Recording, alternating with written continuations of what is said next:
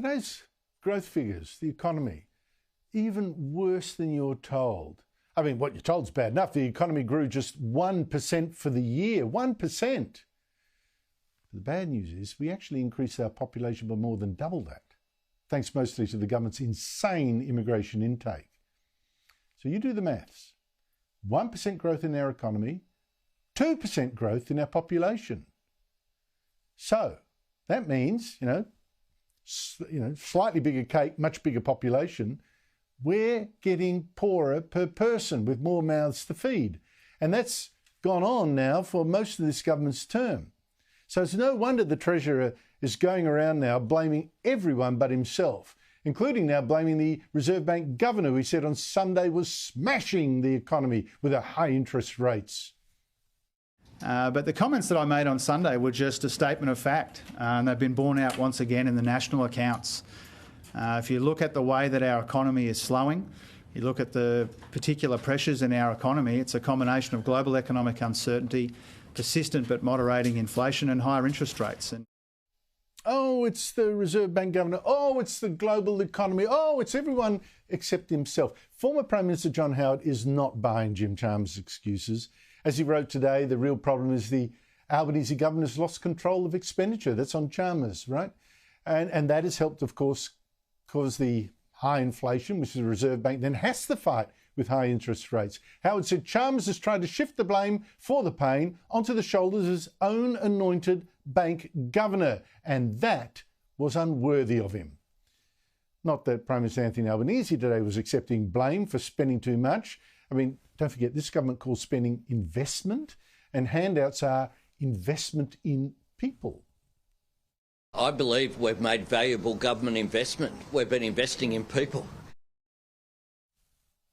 Joining me, Cameron Milner, former Chief of Staff to Labor leader Bill Shorten, now Director of GXO Strategies, Crisis Management. I think he should flog himself to the government at the moment. And Michael Costa, former New South Wales Labor Treasurer, a darn sight better than Jim Chalmers ever will be.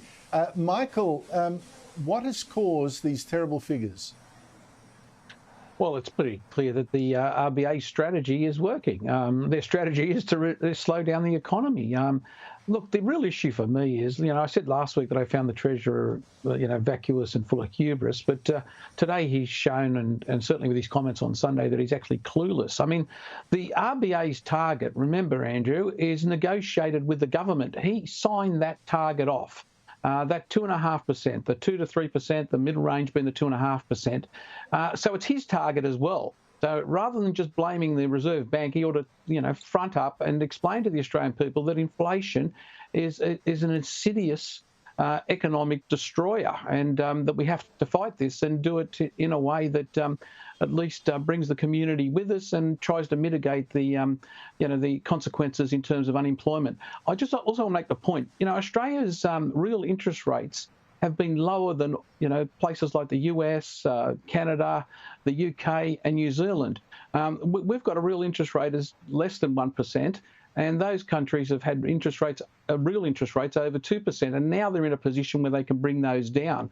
So in a sense, by taking a sort of approach that he has, he's dragged out the pain in dealing with this inflation problem over a longer period of time. And I think he's frustrated because it was never an economic strategy, it was a political strategy to try and go to the election early and capitalise. And the final point I'd make is he takes credit for surpluses, which are completely outside of his control. They were because of favourable terms of trade and bracket creep, which is insidious as well.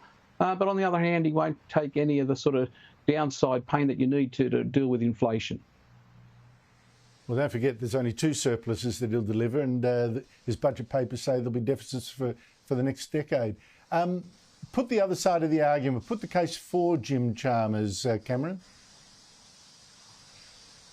Well, the Treasurer is only as good as the Prime Minister's direction, and this is the Albanese Labor government at the end of the day. It's lacklustre, it's limp. And why are we surprised that the economic growth numbers are as weak as the Prime Minister himself? I mean, this is a government in Albanese's own image, and it's very weak, it's very lacklustre, and very, very not what voters want. And that's what we're seeing. We're seeing a series of economic numbers where people are in a personal recession, Andrew. Personal recession under Albanese. And little wonder he can't get the vote going. But it does say something that this number is even worse than the worst Treasurer in record on Labor's time, Wayne Swan. Wayne Swan managed to get it up to 1.2 in 2008. Today was 1.0 for Albanese.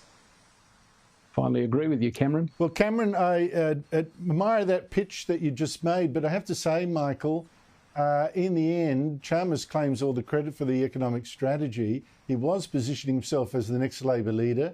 Now you've got economist Stephen Hamilton calling him the worst treasurer since Jim Cairns and the Whitlam government, and said this Labor government is the most economically incompetent in half a century. And Chalmers was even ordered off the property by an angry local during a live cross to Channel 7 yesterday. Have a look. You can't be here filming, mate. No. We're asking you to leave. You can't film on our premises, okay? Been asked to leave. You understand you're trespassing. You're asking to leave private property. You understand you're trespassing, yes? All three of you? You understand that too, mate?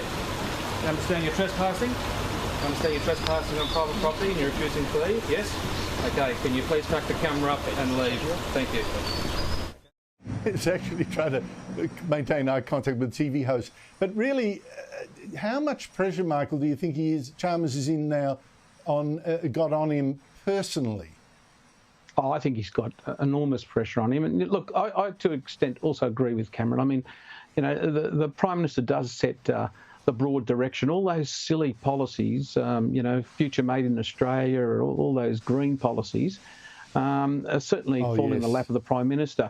But the Treasurer's role is to oppose those. And rather than, you know, I've heard no reports of him opposing that nonsense. In terms of, you know, the worst treasurer, look, I'm with Cameron on this. Wayne Swan was probably the worst treasurer of all time, in my view. He spent billions of dollars in cahoots with Rudd to save us from a technical recession that people have been paying for ever since. And of course, you can't forget Bowen, who was there for about 6 minutes and managed to lose an election.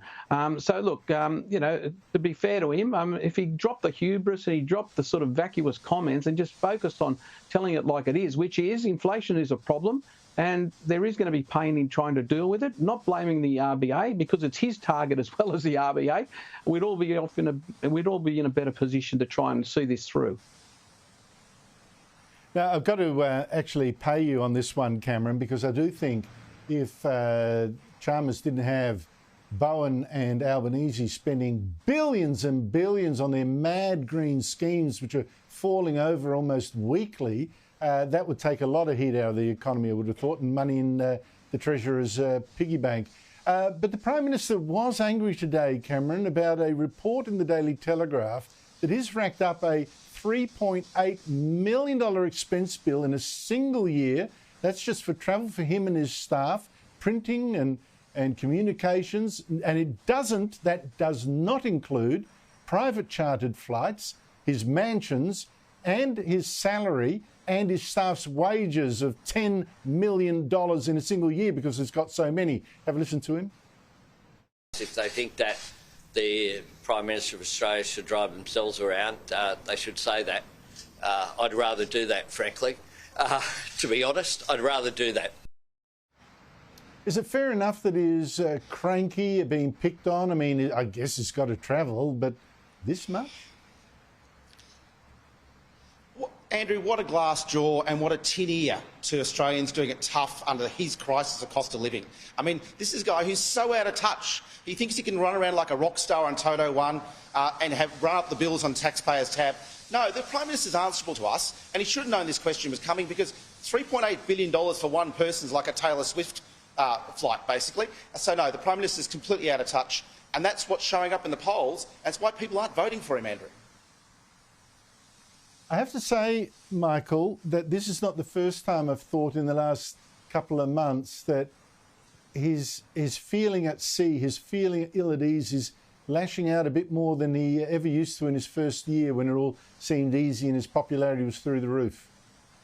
Yeah, it's the same process other prime ministers have gone through. When the polls are up, you're walking on cloud nine, and when they start to turn, it's everybody else's fault, and you're looking for scapegoats. Change your media advisor when the problem's actually with you.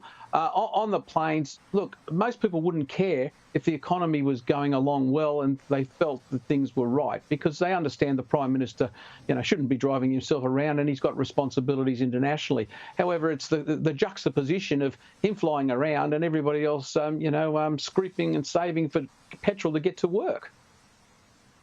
And also the sheer bloated size of his staff. It's just astonishing now. Michael Costa, Cameron Milner, thank you both for your time.